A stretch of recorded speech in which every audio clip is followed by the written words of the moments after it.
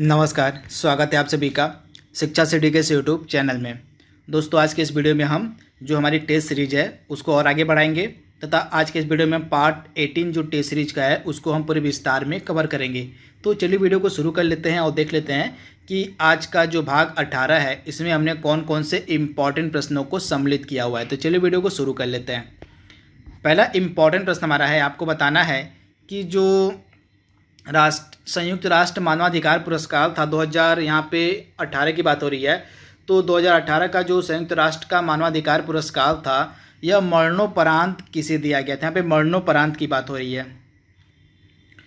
तो यहाँ पे पाकिस्तान की एक महिला थी आसमा जहांगीर, इनका नाम है आसमा जहांगीर। इनको 2018 का जो संयुक्त राष्ट्र मानवाधिकार पुरस्कार था यह मरणोपरांत दिया गया था। तो राइट आंसर आपका हो जाएगा आसमा जहांगीर। आसमा जहांगीर कहाँ की थी? ये थी पाकिस्तान की। इसके बाद ये चारों लोग जो यहाँ पे आप लिखे हुए नाम, इन चारों को जो है संयुक्त राष्ट्र मानवाधिकार पुरस्कार 2018 से सम्मानित किया गया था, जिसमें से आसमा जहांगीर जो थी इनको मरणोपरांत दिया गया था, ये पाकिस्तान की थी। वहीं रेबेका जियूमी ये किस देश के थे? तो ये जो रेबेका जियूमी है ये भी महिला अधिकार कार्यकर्ता थी। कहाँ की? तंजानिया की। ये तंजानिया के रहने वाली थी। कहाँ की? तो ये तंजानिया के रहने वाली थी, ये भी महिला अधिकार कार्यकर्ता थी। उसके बाद जोनिया वापी चाना ये किस देश के थे? तो ये जो थे आपको मिलेगा ये ब्राज़ीलिया के। कहाँ? तो ये ब्राज़ील के रहने वाले थे। और इसके बाद फ्रंट लाइन डिफेंडर की बात करें तो ये किस देश के थे? तो ये फ्रंट लाइन डिफेंडर जो थे ये किस देश के थे? तो ये इंपॉर्टेंट है आपके लिए। तो ये आयरलैंड के थे। ये आयरलैंड के थे। तो ये चार व्यक्ति थे जिनको 2018 का जो है संयुक्त राष्ट्र मानवाधिकार पुरस्कार दिया गया था। इसमें से जो आसमा जहांगीर थी इनको मरणोपरांत दिया गया था यह पुरस्कार, तथा ये पाकिस्तान की रहने वाली थी। तो इसे आप याद रखिएगा। अगला इंपॉर्टेंट प्रश्न हमारा है, हाल ही में किस देश ने 100 रुपये के ऊपर के भारतीय मुद्रा पर प्रतिबंध लगाने का डिसीजन लिया था? तो वह कौन सा देश है जिसके द्वारा हाल ही में 100 रुपये के ऊपर की भारतीय जितनी भी मुद्राएं तो इनको प्रतिबंधित करने का फैसला लिया गया था? तो इसका राइट आंसर था जो है नेपाल देश के द्वारा। तो राइट आंसर आपको हो जाएगा नेपाल। नेपाल की राजधानी है काठमांडू। क्या है? तो नेपाल की राजधानी है काठमांडू, तथा काठमांडू में आपको मिलेगा सार्क का हेडक्वार्टर। दक्षिण एशियाई क्षेत्रीय सहयोग संगठन जो संस्था है सार्क, जिसको शॉर्ट फॉर्म में बोलते हैं, सार्क का हेडक्वार्टर आपको मिलेगा नेपाल की राजधानी काठमांडू में। अगला इंपॉर्टेंट प्रश्न हमारा है, वर्तमान में श्रीलंका के प्रधानमंत्री कौन है? काफ़ी इंपॉर्टेंट प्रश्न है। तो वर्तमान में श्रीलंका के प्रधानमंत्री कौन है? तो इनका नाम है महिंद्रा राजपक्षे, यानी ऑप्शन जो इसका बी बिल्कुल सही है। महिंद्रा राजपक्षे जो हैं ये वर्तमान में श्रीलंका के प्रधानमंत्री हैं।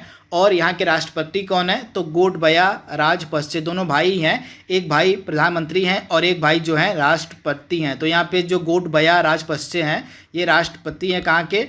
तो ये श्रीलंका के राष्ट्रपति हैं। और महिंद्रा राजपक्षे क्या हैं? तो ये प्राइम मिनिस्टर है श्रीलंका के। श्रीलंका की राजधानी आपको मिलेगी क्या? तो श्रीलंका की राजधानी है श्रीवर्धनापुरे कोट्टे। अगला इंपॉर्टेंट प्रश्न हमारा है, हाल ही में किस राज्य की सरकार के द्वारा देहंग पटकई वन्यजीव अभ्यारण्य को राष्ट्रीय उद्यान बना दिया गया? यह प्रश्न आपके एग्जाम में 100% पूछा जाएगा। तो यह जो देहंग पटकई वन्यजीव अभ्यारण्य था यह किस राज्य में था? तो यह था असम में। तो राइट आंसर आपको हो जाएगा असम में था यह देहंग पटकई वन्यजीव अभ्यारण्य, जिसको हाल ही में अपग्रेड करके नेशनल पार्क यानी कि राष्ट्रीय उद्यान बना दिया गया है। तो आपका राइट आंसर हो जाएगा असम में था यह देहिंग पटकई वन्यजीव अभ्यारण्य। इसको अपग्रेड करके क्या बना दिया गया है? तो नेशनल पार्क बना दिया गया। तो राइट आंसर आपका हो जाएगा ऑप्शन बी असम। अगला इंपॉर्टेंट प्रश्न हमारा है, हाल ही में मुख्यमंत्री घर घर राशन योजना की जो शुरुआत है कहाँ पे की गई है? काफ़ी इंपॉर्टेंट प्रश्न ये भी है। तो हाल ही में जो मुख्यमंत्री घर घर राशन योजना है इसकी शुरुआत की गई है नई दिल्ली की गवर्नमेंट के द्वारा। तो आप इसे याद रखिएगा। नई दिल्ली के मुख्यमंत्री हैं अरविंद केजरीवाल और नई दिल्ली के उपराज्यपाल हैं अनिल बैजल। तो आप इसे याद रखिएगा। इसके साथ कुछ स्कीम और कुछ जो इम्पॉर्टेंट करंट अफेयर्स के प्रश्न हैं जो आपके एग्जाम में पूछे जा सकते हैं नई दिल्ली से रिलेटेड, उनको मैं आपको बता देता हूँ। तो सबसे पहले आपसे पूछा जा सकता है कुछ योजनाएं जो आपके एग्जाम में 100% पूछी जा सकती है। इन योजनाओं में से इंपॉर्टेंट एक है रोजगार बाजार योजना। आप नोट डाउन करते चलिएगा। तो पहली योजना है आपकी रोजगार बाजार योजना, यह भी दिल्ली गवर्नमेंट की तरफ लॉन्च की गई। उसके बाद एक जो लीड पोर्टल है लीड नामक जो पोर्टल है यह भी दिल्ली गवर्नमेंट के द्वारा लॉन्च किया गया है। इसके बाद भारत का जो पहला प्लाज्मा बैंक है, आप ध्यान दीजिएगा, भारत का जो पहला प्लाज्मा बैंक है यह भी नई दिल्ली में ही खोला गया है, तो आप इसे याद रखिएगा। इसके बाद जो है जो खादी एवं ग्राम उद्योग आयोग, जिसको हम शॉर्ट फॉर्म में KVIC कहते हैं, KVIC मतलब खादी एवं ग्राम उद्योग आयोग, तो इसके द्वारा जो इसका पहला फुटवियर ट्रेनिंग सेंटर है, KVIC का जो पहला फुटवियर ट्रेनिंग सेंटर है वह भी नई दिल्ली में खोला गया है, तो आप इसे याद रखिएगा। तथा नई दिल्ली में एक है मुकारबा चौक, क्या है, नई दिल्ली में एक है मुकारबा चौक, इसका नाम बदल के क्या कर दिया गया है, तो इसका जो नाम है मुकारबा चौक का यह रख दिया गया है कैप्टन विक्रम बत्रा चौक, तो इसे भी आप ध्यान दीजिएगा। तो इतने सारे जो करंट अफेयर्स के प्रश्न है आपके एग्जाम में पूछे जा सकते हैं। तथा एक और करंट अफेयर्स का प्रश्न जो काफ़ी न्यूज़ में चल रहा था नई दिल्ली से रिलेटेड, वह था पौधे लगाओ पर्यावरण बचाओ अभियान, आप याद रखिएगा। पौधे लगाओ और पर्यावरण बचाओ अभियान जो है यह भी नई दिल्ली की गवर्नमेंट के द्वारा लॉन्च किया गया। अगला इंपॉर्टेंट प्रश्न हमारा है, हाल ही में भारत का जो पहला हाथियों का पुनर्वास केंद्र है यह कहाँ पे खोला गया, यहाँ पे पुनर्वास केंद्र की बात हो रही है। तो भारत में हाथियों का जो पहला पुनर्वास केंद्र है यह खोला गया है केरल के कुट्टूर में। कहाँ, केरल में एक जगह है कुट्टूर, तो यहीं पे खोला गया है हाथियों के लिए रिहैबिलिटेशन सेंटर यानी कि पुनर्वास केंद्र। वहीं आपसे अगर एग्जाम में पूछ ले कि भारत में हाथियों का पहला अस्पताल कहाँ पे बनाया गया है, तो इसका आंसर आपका दूसरा हो जाएगा। तो भारत का जो पहला हाथियों का अस्पताल है वह मथुरा में बनाया गया है। पहला अस्पताल जो हाथियों का है, पहला अस्पताल जो हाथियों का यह मथुरा में बनाया गया है। परंतु अगर आपसे हाथियों का पहला पुनर्वास केंद्र पूछे तो आपका राइट आंसर हो जाएगा केरल के कुट्टूर में जो है हाथियों का पहला पुनर्वास केंद्र बनाया गया है।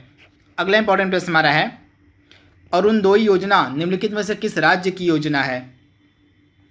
तो अरुणोदय योजना, इसके बाद अरुंधति गोल्ड स्कीम हो गई, उसके बाद आपकी धनवंतरी स्कीम हो गई। ये सभी जो स्कीम है ये आपको मिलेंगी असम राज्य में। ये इंपॉर्टेंट स्कीम्स हैं। एक हो गई आपकी अरुणोदय स्कीम, उसके बाद आपकी अरुंधति गोल्ड स्कीम, अब नोट डाउन कर लीजिएगा। अरुंधति गोल्ड स्कीम जो है यह भी असम की है। और इसके बाद यहाँ पे आपको मिलेगी धनवंतरी स्कीम। कौन सी स्कीम है, तो धनवंतरी स्कीम भी यह कहाँ की है, तो असम की है, तो इसे भी आप याद रखिएगा। इसके बाद अरुणोदय स्कीम भी असम की है, मैंने आपको बता दिया। इसके बाद अगला इंपॉर्टेंट प्रश्न हमारा है, पोबा फॉरेस्ट रिजर्व निम्न में से किस राज्य में स्थित है। काफ़ी इंपॉर्टेंट प्रश्न है। तो यह जो पोबा फॉरेस्ट रिजर्व यह भी आपको मिलेगा असम राज्य में। तो इतने सारे करंट अफेयर्स के प्रश्न जो एग्जाम में चले आ रहे हैं, ये जो पोबा फॉरेस्ट रिजर्व ये न्यूज़ में चल रहा था। क्यों न्यूज़ में चल रहा था, इस फॉरेस्ट रिजर्व को जो है अपग्रेड करके वाइल्ड लाइफ सेंचुरी बना दिया गया है। तो ये करंट अफेयर्स का प्रश्न आपके एग्जाम में 100% पूछा जाएगा। यह जो पोबा फॉरेस्ट रिजर्व था इसको अब क्या बना दिया गया है, तो इसको बना दिया गया है वाइल्ड लाइफ सेंचुरी। तो मैंने आपको दो प्रश्न बताए थे जो करंट में चल रहे हैं। पहला था असम में जो दहेंग पटकई वाइल्ड लाइफ सेंचुरी था उसको नेशनल पार्क बना दिया गया है, और जो पोबा फॉरेस्ट रिजर्व है इसको अपग्रेड करके वाइल्ड लाइफ सेंचुरी बना दिया गया है। तो दोनों आपको याद रखना है, दोनों ही असम के हैं। अगला इंपॉर्टेंट प्रश्न हमारा है, विश्व ओजोन दिवस कब मनाया जाता है। काफ़ी इंपॉर्टेंट प्रश्न है। तो विश्व ओजोन संरक्षण दिवस जो है यह मनाया जाता है 16 सितंबर के दिन प्रतिवर्ष। तो आप इसे ध्यान दीजिएगा, जो विश्व ओजोन संरक्षण दिवस है यह प्रतिवर्ष 16 सितंबर के दिन मनाया जाता है। तथा 2 फरवरी का दिन भी आपके लिए इंपॉर्टेंट है। यह 2 फरवरी के दिन क्या मनाया जाता है, तो 2 फरवरी के दिन मनाया जाता है क्या, तो आपका हो जाएगा वेटलैंड डे। क्या होता है, तो आर्द्र भूमि दिवस जो होता है, वेटलैंड को हम इंग्लिश में हिंदी में कहते हैं आर्द्र भूमि। तो जो विश्व वेटलैंड दिवस है यह 2 फरवरी के दिन मनाया जाता है। आर्द्र भूमि दिवस जो 2 फरवरी के दिन मनाया जाता है। और 16 सितंबर के दिन आपका मनाया जाता है क्या, ओजोन डे। क्या मनाया जाता है, ओजोन डे जो है 16 सितंबर के दिन मनाया जाता है। और 22 अप्रैल के दिन क्या मनाया जाता है, पृथ्वी दिवस। आपको पता होना चाहिए पृथ्वी दिवस जो है यह 22 अप्रैल के दिन मनाया जाता है। और 8 मार्च के दिन आई होप सबको पता होगा महिला दिवस मनाया जाता है। कौन सा दिवस, तो अंतर्राष्ट्रीय महिला दिवस जो है यह 8 मार्च के दिन मनाया जाता है। तो ये सभी दिवस भी आपके दिमाग में होने चाहिए। अगला प्रश्न हमारा है, ऑल इंडिया ट्रेड यूनियन के पहले अध्यक्ष कौन बनाए गए थे। तो ऑल इंडिया ट्रेड यूनियन के पहले अध्यक्ष कौन थे, तो लाला लाजपत राय। यानी ऑप्शन जो इसका सी है बिल्कुल सही है। लाला लाजपत राय जो थे ये क्या थे, तो ये all India trade union Congress के पहले अध्यक्ष बनाए गए थे। तो आप इसे याद रखिएगा, ऑप्शन जो इसका सी है बिल्कुल सही है। अगला इंपॉर्टेंट प्रश्न हमारा है, फसलों के न्यूनतम समर्थन मूल्य यानी कि जो इसका मिनिमम सपोर्ट प्राइस होता है फसलों के लिए, उसकी सिफारिश किसके द्वारा की जाती है? यहाँ पे एमएसपी की सिफारिश की बात हो रही है, कौन करता है? तो एमएसपी की सिफारिश किसके द्वारा की जाती है? तो कृषि लागत और मूल्य आयोग के द्वारा। तो राइट आंसर आपका हो जाएगा ऑप्शन ए। अगला प्रश्न हमारा है, बांधवगढ़ टाइगर रिजर्व निम्नलिखित में से किस राज्य में स्थित है? आपको बताना है। तो जो बांधवगढ़ टाइगर रिजर्व है आपको कहाँ मिलेगा? तो बांधवगढ़ जो टाइगर रिजर्व है यह आपको मिलेगा कर्नाटका में। तो राइट आंसर आपका हो जाएगा आपका कर्नाटका में है बांधवगढ़ टाइगर रिजर्व। तो राइट आंसर आपका हो जाएगा कर्नाटका। अगला इंपॉर्टेंट प्रश्न हमारा है, कपास के लिए सबसे उपयुक्त मिट्टी कौन सी मानी जाती है? काफ़ी इंपॉर्टेंट प्रश्न है। तो कपास के लिए सबसे उपयुक्त मिट्टी कौन सी मानी जाती है? तो कपास के लिए जो सबसे उपयुक्त मिट्टी है वह मानी जाती है काली मिट्टी। तो राइट आंसर आपका हो जाएगा काली मिट्टी। तो ऑप्शन इसका सी है, बिल्कुल सही।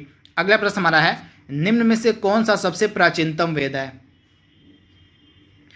तो हमारा जो सबसे प्राचीनतम वेद है वह है ऋग्वेद। तो राइट आंसर आपका हो जाएगा ऋग्वेद जो है यह सबसे प्राचीनतम वेद है। अगला प्रश्न हमारा है, हाथी गुम्फा जो अभिलेख है इसका संबंध निम्नलिखित में से किस शासक से है? तो हाथी गुम्फा अभिलेख का संबंध आपको मिलेगा खारवेल शासक से। तो राइट आंसर आपका हो जाएगा खारवेल शासक से संबंधित है हाथी गुम्फा का अभिलेख। तो राइट आंसर आपका क्या हो जाएगा? खारवेल शासक। वहीं अगर हम रुद्रदामन से संबंधित कौन से अभिलेख हैं जो आपके एग्जाम में पूछे जा सकते हैं, काफ़ी इंपॉर्टेंट ये भी है। तो रुद्रदामन से संबंधित कौन सा अभिलेख है जो कई बार एग्जाम में पूछा गया है? तो यह अभिलेख है जूनागढ़ का अभिलेख। आप याद ध्यान दीजिएगा, रुद्रदामन जो था इससे संबंधित कौन सा अभिलेख है? तो जूनागढ़ का जो अभिलेख है इसका संबंध किससे है? तो रुद्रदामन से है। वहीं समुद्रगुप्त से संबंधित कौन सा अभिलेख है? तो प्रयाग स्तंभ लेख जो है, आप ध्यान दीजिएगा, प्रयाग स्तंभ लेख का संबंध किससे है? समुद्रगुप्त से है। और पुलकेशिन द्वितीय से संबंधित कौन सा अभिलेख है? तो ऐहोल का अभिलेख। ऐहोल अभिलेख जो है यह पुलकेशिन द्वितीय से संबंधित है। तो आपको चारों याद रखना है, मैं आपको फिर से रिपीट कर देता हूँ। खारवेल शासक से संबंधित कौन सा अभिलेख है? हाथी गुम्फा का अभिलेख। और रुद्रदामन शासक से संबंधित कौन सा अभिलेख है? जूनागढ़ का अभिलेख। और समुद्रगुप्त से संबंधित कौन सा अभिलेख है? प्रयाग स्तंभ लेख। और पुलकेशिन द्वितीय से संबंधित कौन सा अभिलेख है? तो ऐहोल अभिलेख। चारों आपको पता होना चाहिए। अगला प्रश्न हमारा है, जो चित्रित मृदभांड है इनका जो उपयोग है सर्वप्रथम बार किस काल में किया गया था, किस समय किया गया था? आपको बताना है। तो चित्रित मृदभांडों का जो उपयोग है यह पहली बार किया गया था ताम्रपाषाण काल में। तो राइट आंसर आपका हो जाएगा ताम्रपाषाण काल में जो है पहली बार चित्रित मृदभांड का उपयोग किया गया था। तो राइट आंसर आपका हो जाएगा ताम्रपाषाण काल। अगला प्रश्न हमारा है, मौलिक कर्तव्यों की यहाँ पे बात हो रही है, यानी कि फंडामेंटल ड्यूटीज़ की यहाँ पे बात हो रही है। आपको पता होना चाहिए आर्टिकल जो हमारा 51A है, 51A यानी कि अनुच्छेद जो 51 क है, इसके अंतर्गत मौलिक कर्तव्यों को सम्मिलित किया गया है। टोटल जो हमारे संविधान में 11 मौलिक कर्तव्यों की संख्या पे याद देखिएगा, 11 टोटल हमारे संविधान में मौलिक कर्तव्य हैं तथा इन मौलिक कर्तव्यों को सम्मिलित करने के लिए हमारे संविधान में किस समिति ने रिकमेंड किया था? तो स्वर्ण सिंह समिति। आपको इतनी सारी चीज़ें पता होनी चाहिए। स्वर्ण सिंह समिति के रिकमेंडेशन पर ही जो है हमारे भारतीय संविधान में मौलिक कर्तव्यों को सम्मिलित किया गया था। अनुच्छेद 51A के तहत टोटल हमारे भारतीय संविधान में 11 मौलिक कर्तव्य हैं। तो आपको बताना है कि जो मौलिक कर्तव्य हैं ये किस देश से लिए गए हैं। तो किस देश के संविधान से लिए गए मौलिक कर्तव्य? तो सोवियत संघ, जो पूर्व में सोवियत संघ था, जो इसको अब हम कहते हैं रूस के नाम से जानते हैं सोवियत संघ को, तो यहीं से लिए गए थे मौलिक कर्तव्य। तो आप इसे ध्यान दीजिएगा। तथा पूर्व में जो सोवियत संघ था इससे और भी कुछ लिया गया है। जी हाँ, तो हमारी जो प्रस्तावना है, हमारे जो प्रियम्बल है, हमारे प्रियम्बल में जो सामाजिक, आर्थिक और राजनीतिक न्याय का जिक्र है वह भी सोवियत संघ से ही लिया गया था। तो आप इसे ध्यान दीजिएगा, हमारी जो प्रस्तावना है उसमें जो सामाजिक, आर्थिक और राजनीतिक न्याय का जिक्र है वह भी सोवियत संघ से ही लिया गया था। तो ये भी आपको पता होना चाहिए। अगला इंपॉर्टेंट प्रश्न हमारा है, भारत का राष्ट्रपति बनने के लिए जो न्यूनतम आयु सीमा है वह क्या रखी गई है? तो भारत का राष्ट्रपति बनने के लिए न्यूनतम आयु सीमा होनी चाहिए 35 वर्ष तथा लोकसभा के लिए जो न्यूनतम आयु सीमा है वो है 25 वर्ष, लोकसभा के लिए 25 वर्ष। और आपकी राज्यसभा के लिए जो न्यूनतम आयु सीमा है वह 30 वर्ष रखी गई है। तो आपको तीनों पता होना चाहिए। लोकसभा के लिए जो न्यूनतम आयु सीमा है वह रखी गई है 25 वर्ष, राज्यसभा के लिए न्यूनतम आयु सीमा रखी गई है 30 वर्ष और 35 वर्ष जो है न्यूनतम आयु सीमा है भारत के राष्ट्रपति बनने के लिए। अगला इंपॉर्टेंट प्रश्न हमारा है, अध्यादेश को की जो शक्ति है, ऑर्डिनेंस का जो पावर है, ऑर्डिनेंस जो है कौन से आर्टिकल के अंतर्गत लाया जाता है आपको बताना है। तो ऑर्डिनेंस से संबंधित कौन सा आर्टिकल है, तो आर्टिकल 123 यानी कि आर्टिकल 123। अगला इंपॉर्टेंट प्रश्न हमारा है, हमारे देश के पहले उपराष्ट्रपति कौन थे। तो हमारे देश के पहले उपराष्ट्रपति कौन थे, तो डॉक्टर सर्वपल्ली राधाकृष्णन जो थे ये हमारे देश के पहले उपराष्ट्रपति थे। इसके बाद हमारे देश के पहले राष्ट्रपति थे डॉक्टर राजेंद्र प्रसाद, और हमारे देश के पहले प्रधानमंत्री थे पंडित जवाहरलाल नेहरू। तो तीनों आपको पता होना चाहिए। अगला इंपॉर्टेंट प्रश्न हमारा है, राज्यसभा में अधिकतम सदस्य संख्या कितनी होती है। तो राज्यसभा में अधिकतम सदस्य संख्या होती है 250 और लोकसभा में अधिकतम सदस्य संख्या होती है 552। तो दोनों आपको याद रखना है, राज्यसभा में अधिकतम सदस्य संख्या होती है 250 और लोकसभा में अधिकतम सदस्य संख्या होती है 552। हो सकती है, यहाँ पे बात हो रही है। तो अगला इंपॉर्टेंट प्रश्न हमारा है, भारत में वर्तमान में कुल कितने उच्च न्यायालय यानी कि हाई कोर्ट हैं। तो भारत में वर्तमान में 25 उच्च न्यायालय हैं। इससे पहले हमारे राज्य में 24, मतलब हमारे देश में टोटल 24 उच्च न्यायालय थे, परंतु एक लेटेस्ट बना है 25वां उच्च न्यायालय। कौन सा बना है, तो आंध्र प्रदेश उच्च न्यायालय जो है यह हमारे देश का 25वां यानी कि सबसे लेटेस्ट उच्च न्यायालय है। तो आपको पता होना चाहिए हमारे देश में वर्तमान में 25 उच्च न्यायालय हैं, जिनमें से हमारे देश का सबसे लेटेस्ट यानी कि 25वां जो उच्च न्यायालय है आपको मिलेगा आंध्र प्रदेश उच्च न्यायालय। अगला इंपॉर्टेंट प्रश्न हमारा है, जोग या गोरसप्पा जिसको कहते हैं जलप्रपात किस नदी पर बनाया गया है, मतलब किस नदी पर है। तो गोरसप्पा या जोग जो जलप्रपात है आपको मिलेगा शरावती नदी पे। तो राइट आंसर आपका हो जाएगा शरावती नदी। अगला इंपॉर्टेंट प्रश्न हमारा है, भारत की सबसे बड़ी जो खारे पानी की झील है जिसको हम सांभर झील के नाम से जानते हैं, यह किस राज्य में स्थित है। तो भारत की जो सबसे बड़ी खारे पानी की झील है जिसको हम सांभर झील के नाम से जानते हैं, यह आपको मिलेगी राजस्थान में। तो राइट आंसर आपका हो जाएगा राजस्थान में आपको मिलेगी भारत की सबसे बड़ी खारे पानी की झील जिसका नाम है सांभर झील। अगला इंपॉर्टेंट प्रश्न हमारा है, सूरत जो है यह किस नदी के किनारे स्थित है। काफ़ी इंपॉर्टेंट प्रश्न है, जो सूरत है यह किस नदी के किनारे स्थित है। तो सूरत आपको मिलेगा किस नदी के किनारे, तो सूरत आपको मिलेगा ताप्ती नदी के किनारे। तो राइट आंसर आपको हो जाएगा ताप्ती नदी के किनारे आपको मिलेगा सूरत जो है यह आपको मिलेगा ताप्ती नदी किनारे। यमुना नदी के किनारे आपको मिलेगा आगरा शहर जो है यह यमुना नदी किनारे स्थित है, इसे आप ध्यान दीजिएगा। अगला इंपॉर्टेंट प्रश्न हमारा है, निम्न में से पृथ्वी का स्वर्ग किस जगह को कहते हैं। काफ़ी इंपॉर्टेंट प्रश्न है। तो पृथ्वी का जो स्वर्ग है यह किसको कहते हैं, तो पृथ्वी का स्वर्ग कहा जाता है श्रीनगर को, इसे आप याद रखिएगा। और वाराणसी को हम क्या कहते हैं, घाटों और मंदिरों का शहर क्या कहते हैं, घाटों और मंदिरों का जो शहर है वो हम कहते हैं वाराणसी को। इसके बाद हम कहते हैं पुणे को डेक्कन क्वीन कहते हैं। क्या कहते हैं, डेक्कन क्वीन जो है हम कहते हैं पुणे को, किसको, तो पुणे को हम कहते हैं डेक्कन क्वीन। और अमृतसर को हम क्या कहते हैं, गोल्डन सिटी। क्या कहते हैं, अमृतसर को हम कहते हैं गोल्डन सिटी। तो चारों आपको पता होना चाहिए, पृथ्वी का स्वर्ग कहा जाता है श्रीनगर, घाटों और मंदिरों का शहर कहा जाता है वाराणसी को, पुणे को हम कहते हैं डेक्कन क्वीन और अमृतसर को कहते हैं गोल्डन सिटी। अगला प्रश्न हमारा है, विद्युत आवेश का एसआई मात्रक आपको बताना है। तो विद्युत आवेश का एसआई मात्रक क्या होता है, तो विद्युत आवेश का एसआई मात्रक होता है कूलाम। तो इसका राइट आंसर क्या हो जाएगा, कूलाम जो है विद्युत आवेश का एसआई मात्रक होता है। और ओम किसका एसआई मात्रक होता है, तो प्रतिरोध का जो एसआई मात्रक होता है उसको हम कहते हैं ओम कहते हैं। और वॉट किसका एसआई मात्रक होता है, तो पावर यानी कि शक्ति का एसआई मात्रक होता है वॉट। अगला प्रश्न हमारा है, लेंस की शक्ति का मात्रक क्या होता है। तो लेंस की जो पावर है, लेंस की जो शक्ति है यह हम मापते हैं डायोप्टर में। तो राइट आंसर आपका हो जाएगा डायोप्टर में जो है लेंस की शक्ति को मापा जाता है। अगला प्रश्न हमारा है, डीजल इंजन जो होता है उसके द्वारा ऊर्जा का रूपांतरण किस प्रकार किया जाता है। तो जो डीजल इंजन होता है यह किस प्रकार ऊर्जा का रूपांतरण करता है, तो यह रासायनिक ऊर्जा से यांत्रिक ऊर्जा में ऊर्जा का रूपांतरण करता है। तो राइट आंसर आप जाएगा रासायनिक ऊर्जा से यांत्रिक ऊर्जा में। इसके बाद जो होती है विद्युत मोटर, तो विद्युत मोटर का कार्य क्या होता है, विद्युत ऊर्जा को यांत्रिक ऊर्जा में बदलती है। तो विद्युत ऊर्जा को यांत्रिक ऊर्जा में कौन बदलता है, तो विद्युत मोटर। ये आपको पता होना चाहिए, विद्युत ऊर्जा को यांत्रिक ऊर्जा में बदलने का जो कार्य है वह कहती है विद्युत मोटर। और यांत्रिक ऊर्जा को विद्युत ऊर्जा में कौन बदलता है, तो यांत्रिक ऊर्जा को विद्युत ऊर्जा में कौन बदलता है, तो आपका राइट आंसर हो जाएगा डायनेमो जो होता है, डायनेमो जो होता है इसका कार्य होता है यांत्रिक ऊर्जा को विद्युत ऊर्जा में बदलना। तो आपको तीनों पता होना चाहिए, जो डीजल इंजन होता है यह रासायनिक ऊर्जा को यांत्रिक ऊर्जा में बदलता है, और जो विद्युत मोटर होती है यह विद्युत ऊर्जा को यांत्रिक ऊर्जा में बदलती है, और जो डायनेमो होता है यह यांत्रिक ऊर्जा को विद्युत ऊर्जा में बदलता है। तो इसे आप ध्यान दीजिएगा।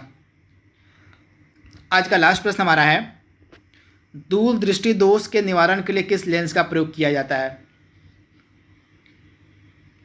तो दूर दृष्टि दोष के निवारण के लिए किस लेंस का हम उपयोग करते हैं? तो उत्तल लेंस इसका राइट आंसर हो जाएगा। दूर दृष्टि दोष को कम कर मतलब खत्म करने के लिए, उसका निवारण के लिए हम उत्तल लेंस का प्रयोग करते हैं, तो इसे आप ध्यान दीजिएगा। और निकट दृष्टि दोष के निवारण के लिए जो है अवतल लेंस का उपयोग किया जाता है। तो दोनों आपको पता होना चाहिए। तो दोस्तों यहाँ पे हमने जो टेस्ट सीरीज हमारी 18वें नंबर की थी उसको हमने पूरे विस्तार में कवर कर लिया है। जल्दी मिलेंगे हम 19वें नंबर के टेस्ट सीरीज। हेलो फ्रेंड्स, जैसा कि मैं आपको रोज़ प्रमोशनल वीडियोस में बता रहा हूँ कि अनअकैडमी के सब्सक्रिप्शन जो हैं वो महंगे होने वाले हैं। तो मैं यही आपसे कहूँगा कि अगर आप सब्सक्रिप्शन लेने के मूड में हैं, अगर आप सब्सक्रिप्शन लेने के लिए प्रिपेयर्ड हैं, जो कि आपके ग्रुप डी के अब एग्जामिनेशंस हैं प्लस एसएससी के एग्जामिनेशंस हैं आपके, तो ज़रूर आप एसएससी कैटेगरी में जाके सब्सक्रिप्शन ले सकते हैं, जहाँ कि आप देख रहे हैं कि प्राइसेस जो है जल्दी बढ़ने वाले हैं और प्लस अभी आपको एक्स्ट्रा डिस्काउंट्स भी चल रहा है जिसके बारे में हम बताएंगे। तो जल्दी से सब्सक्रिप्शन ले लीजिए। बेनिफिट्स क्या क्या मिलेंगे कि आपको डाउट क्लियरिंग सेशंस को प्रायोरिटीज दी गई हैं, वो आपको मिल जाएंगे, लाइव सेशंस मिल जाएंगे, लाइव क्लासेस मिल जाएंगे, इंटरेक्टिव क्लासेस जिसमें मेरी भी क्लासेस दिखती हैं। कोड यूज़ करना पड़ेगा आपको wimlace@14, ठीक है। wimlace@14 जैसे ही कोड यूज़ करेंगे तो आपको क्या होगा, यहाँ पे 20% ऑफ अभी मिल जाएगा, प्लस अप टू 10% तक ऑफ जो है वो कॉइन से भी मिल जाएगा। तो अप्रॉक्स 20 to 30% तक ऑफ पा सकते हैं। तो जल्दी ही प्राइजेस बढ़ने वाले हैं। मैं आपसे यही कहूँगा जल्दी से सब्सक्रिप्शन ले ले, ताकि ज़्यादा से ज़्यादा क्लासेस का और कम पैसे में आप इसका फ़ायदा उठा सकें। प्लस अभी देखिए मैंने बताया कि 29 जुलाई तक अगर आप सब्सक्रिप्शन लेते हैं तो 20% का आपको ऑफ भी मिल जाएगा, डिस्काउंट भी मिल जाएगा। कोड या क्या यूज़ करना है, कोड वही यूज़ करना है VIMLESH, ठीक है, wimlace@14।